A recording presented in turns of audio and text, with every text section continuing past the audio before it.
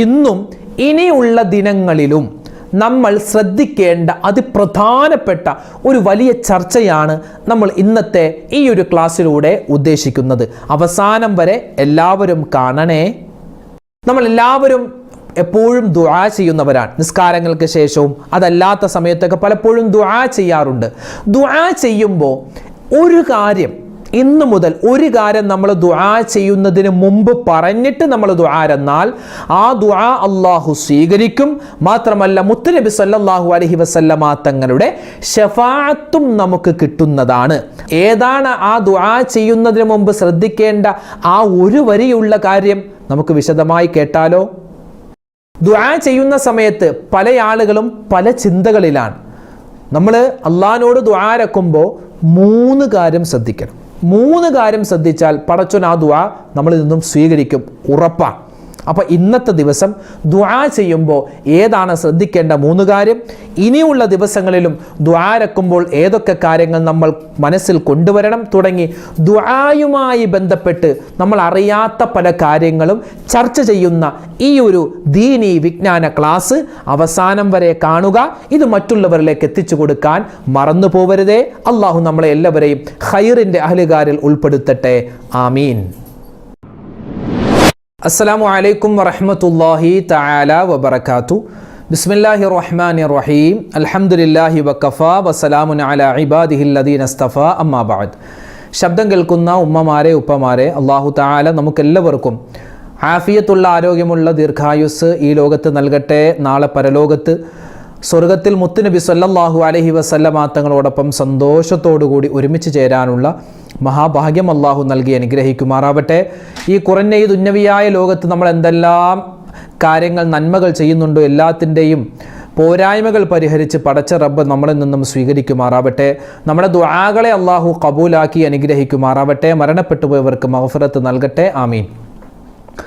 ഇന്നത്തെ ഈ ദിനത്തിലും നാളെയും മറ്റന്നാളും ഇനി വരുന്ന ഓരോ ദിനങ്ങളിലും നമ്മൾ ശ്രദ്ധിക്കേണ്ട, നമ്മുടെ ജീവിതത്തിൽ കൊണ്ടുവരേണ്ട, പ്രത്യേകിച്ച് നമ്മൾ ദുആ ചെയ്യുമ്പോൾ വളരെയധികം ശ്രദ്ധയോടെ നമ്മൾ ഈ ഒരു കാര്യം പറഞ്ഞു കഴിഞ്ഞാൽ ഇൻഷാ അള്ളാഹ് നമ്മുടെ ദുആകൾ അല്ലാഹു തആല സ്വീകരിക്കും.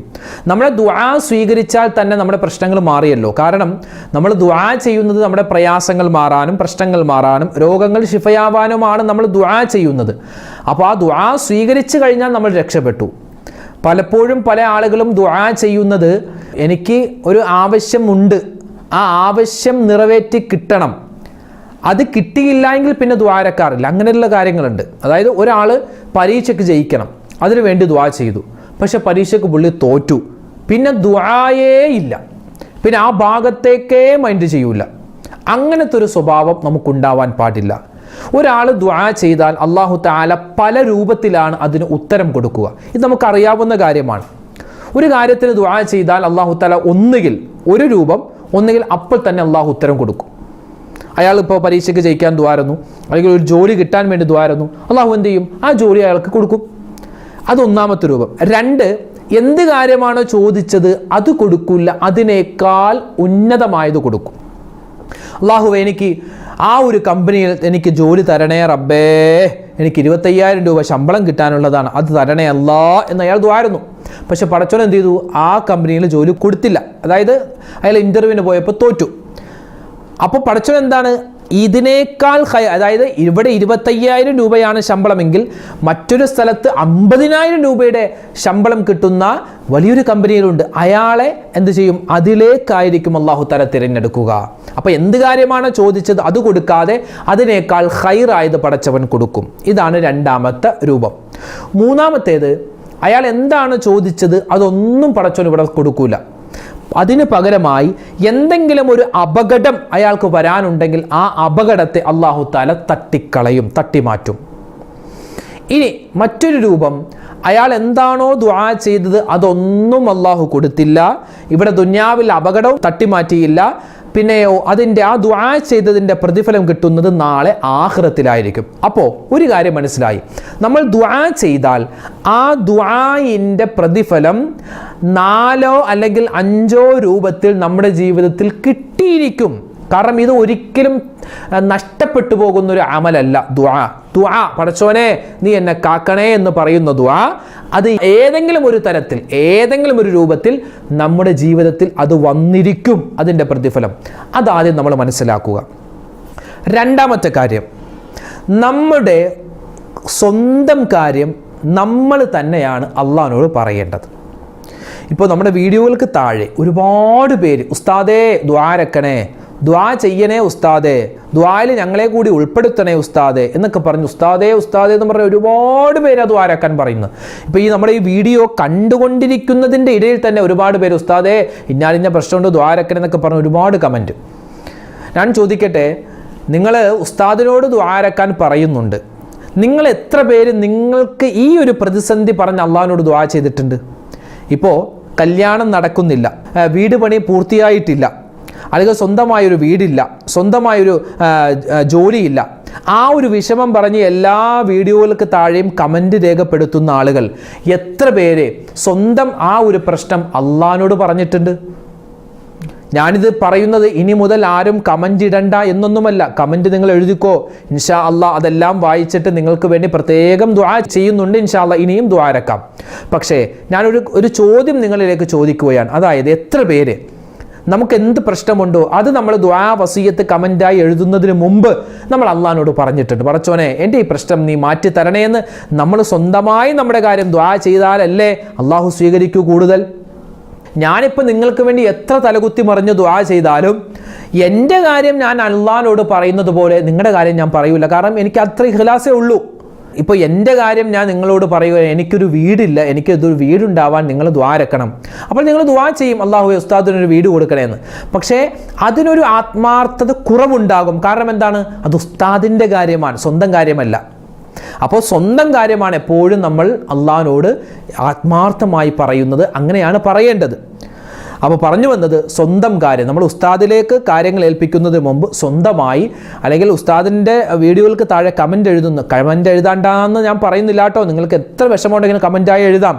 ഇൻഷാ അല്ലാഹ് അതൊക്കെ വായിച്ചിട്ട് പ്രത്യേകം ദുആ ചെയ്യുന്നുണ്ട്. അല്ലാഹു തആല എല്ലാവരുടെയും പ്രശ്നങ്ങൾ മാറ്റി കൊടുക്കട്ടെ. പക്ഷെ പറഞ്ഞു വന്നത് നമ്മൾ എന്ത് ചെയ്യുക, നമ്മുടെ സ്വന്തം കാര്യങ്ങൾക്ക് വേണ്ടി നമ്മൾ തന്നെയാണ് ദ്വാരക്കേണ്ടത്. ഇനി അങ്ങനെ ദുആ ചെയ്യുന്നതിന് മുമ്പ്, നമ്മൾ അള്ളാഹുവിലേക്ക് ദ്വാരക്കുന്നതിന് മുമ്പ് ആ ദുആയിൻ്റെ തുടക്കത്തിൽ ഒരു വാചകം നമ്മൾ പറഞ്ഞാൽ ഇൻഷാ അല്ലാഹ് ആ ദുആ അള്ളാഹു സ്വീകരിക്കും.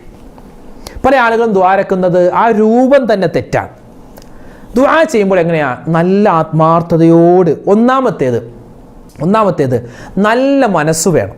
ആ പടച്ചോൻ സ്വീകരിക്കുമായിരിക്കും, കുഴപ്പമില്ല, ചിലപ്പോൾ ദുആയെന്ന് നോക്കാം, ചിലപ്പോൾ അള്ളാഹു അങ്ങനെയൊന്നുമല്ല. പടച്ചോൻ ഈ ദുആ കബൂലാക്കും, അള്ളാഹു എൻ്റെ ദുആ സ്വീകരിക്കും എന്ന നല്ല ഉറപ്പോടുകൂടി വേണം നമ്മൾ ദ്വാരക്കാൻ. അങ്ങനെ വേണം ദ്വാരക്കാൻ. ആ ചിലപ്പോൾ സ്വീകരിക്കുമായിരിക്കും, ആ ചിലപ്പോൾ അല്ല, അത് മാറ്റി വെക്കുക. അള്ളാഹു സ്വീകരിക്കും എന്ന് ഉറപ്പിച്ചിട്ട് വേണം നമ്മൾ ദ്വാരക്കാൻ.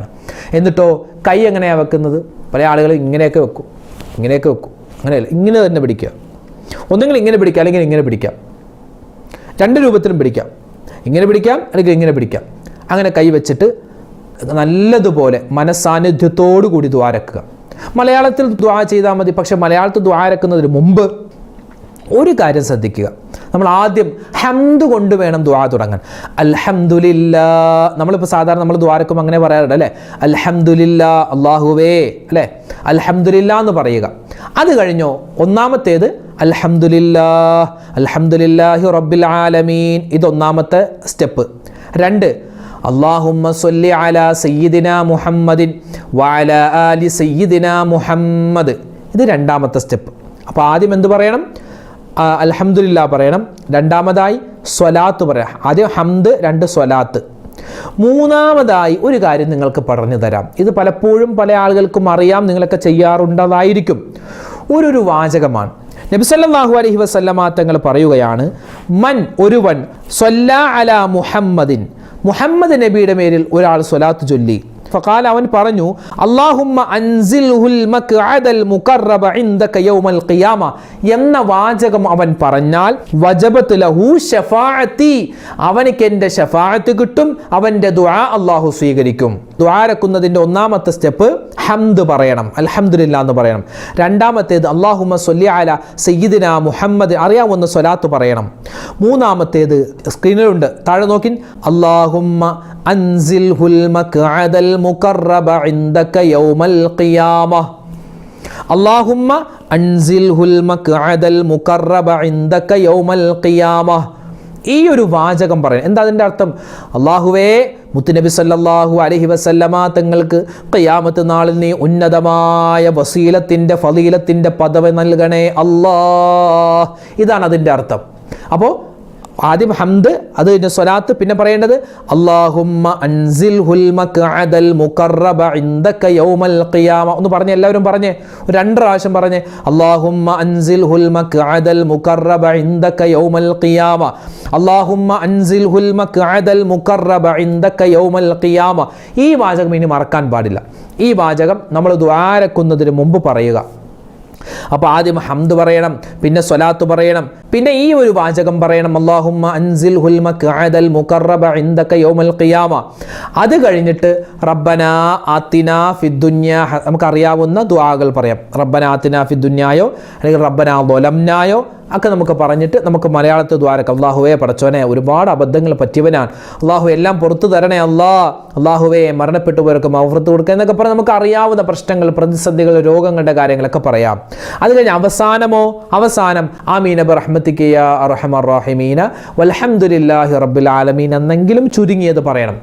അപ്പോൾ തുടങ്ങേണ്ടത് ഹംദ് കൊണ്ട്, ഏറ്റവും അവസാനിപ്പിക്കേണ്ടതും ഹംദ് കൊണ്ടാണ്. അപ്പോൾ ദുആ ചെയ്യുന്ന സമയത്ത് ഈ കാര്യങ്ങൾ പ്രത്യേകം ശ്രദ്ധിക്കേണ്ടതുണ്ട്, മറന്നു പോവാൻ പാടില്ല. ആത്മാർത്ഥതയോടുകൂടി ദുആരക്കണം, നല്ല മനസ്സോടുകൂടി ദുആരക്കണം, ആത്മാർത്ഥത വേണം. അതുപോലെ ഹംദ് പറയണം, സ്വലാത്ത് പറയണം. അല്ലാഹുമ്മ അൻസിൽഹുൽ മഖ്അദൽ മുഖറബ ഇൻദക യൗമൽ ഖിയാമ എന്ന ഈ സുന്ദരമായ ഈ ഒരു ഷഫാഅത്ത് കിട്ടുന്ന, നബി തങ്ങളുടെ ഷഫാഅത്ത് നമുക്ക് കിട്ടാൻ ഉപകാരപ്പെടുന്ന ഒരു വാക്കാണിത്. അപ്പോൾ ഈ വാക്ക് മറന്നു പോവാൻ പാടില്ല. ഇന്നത്തെ ക്ലാസ്സിൽ പ്രധാനമായി നമ്മൾ പഠിച്ചത് ഇതാണ്. ഈ വെള്ളിയാഴ്ച ദിവസത്തിൻ്റെ നമ്മൾ ഈ കേൾക്കുന്ന ഈ ഒരു സമയം മുതൽ ഇൻഷാ അല്ലാഹ് ഇനി നമ്മൾ ദുആരക്കുന്ന എല്ലാ ദുആകളിലും ഈ ഒരു വാചകം നമ്മൾ ഉൾപ്പെടുത്താൻ മറന്നു പോകരുത്. പിന്നെ ഇന്ന് വെള്ളിയാഴ്ചയാണ്. സാധാരണ എല്ലാ വെള്ളിയാഴ്ചകളിലും നമ്മൾ പറയാറുണ്ടല്ലോ, നേരത്തെ തന്നെ പള്ളിയിലേക്ക് പുരുഷന്മാർ പോകണം. അതുപോലെ ദിക്ർ, സ്വലാത്ത്, സ്ത്രീകളൊക്കെ പരമാവധി ജോലികളൊക്കെ ഒതുക്കിയിട്ട് നമ്മൾ ദിക്റും സ്വലാത്തുകളിലായി കഴിഞ്ഞുകൂടുക. അതുപോലെ തന്നെ സൂറത്തുൽ വാഖിഅ, സൂറത്തുൽ മുൽക്ക്, സൂറത്തുൽ ദഹ്ർ, അതുപോലെ തന്നെ സൂറത്തുർ റഹ്മാൻ ഓതാൻ പറ്റുന്നവർക്ക് ഏറ്റവും ഖൈറാണ് ഇന്നത്തെ വെള്ളിയാഴ്ച ദിവസം സൂറത്തുർ റഹ്മാൻ. പിന്നെ എല്ലാത്തിലും ഉപരിയായി സൂറത്തുൽ കഹ്ഫ് ഓതുക. അതുപോലെ മരണപ്പെട്ടു പോയവരെ സിയാറത്ത് ചെയ്യുക, അവർക്ക് വേണ്ടി യാസീൻ ഓതുക, അവർക്ക് വേണ്ടി തന്നെ ഫാത്തിഹ ഓതി നമുക്ക് ഹദിയ ചെയ്യാം. അങ്ങനെ ഒരുപാട് നല്ല കാര്യങ്ങൾ എന്തെല്ലാം ഉണ്ടോ. പള്ളിയിലേക്ക് പോകുമ്പോൾ എന്തെങ്കിലും കയ്യിലൊരു സ്വതക്ക് കൊണ്ടുപോകുക. പള്ളിയിൽ ഈ ബക്കറ്റ് വരുമല്ലോ, അപ്പോൾ അതിലേക്ക് നമ്മുടെ മനസ്സിൽ ഈ ബക്കറ്റ് വരുന്ന സമയത്ത് വെറുതെ അങ്ങനെ നോക്കാതെ എന്തോ ആർക്കോ, അല്ലെങ്കിൽ ഒന്നുകിൽ ആളുകളെ കാണിക്കാൻ, നമ്മൾ മാത്രം ഇടാതിരുന്ന എന്ത് വിചാരിക്കും, അങ്ങനെ വിചാരിച്ചിടാൻ, അങ്ങനെയല്ല ഇടേണ്ടത്. അല്ലെങ്കിൽ പിന്നെ ഒന്ന് അറിയട്ടെ, എല്ലാവരും ഞാനൊരു പൈസ കൊടുക്കുന്ന ആളാണെന്ന് അറിയട്ടെ, അങ്ങനെയൊന്നുമല്ല. നല്ല മനസ്സോടുകൂടി ആ ബക്കറ്റ് വരുന്ന സമയത്ത് പുരുഷന്മാരോടാണ്, ഉപ്പമാരോടാണ് പറയുന്നത്.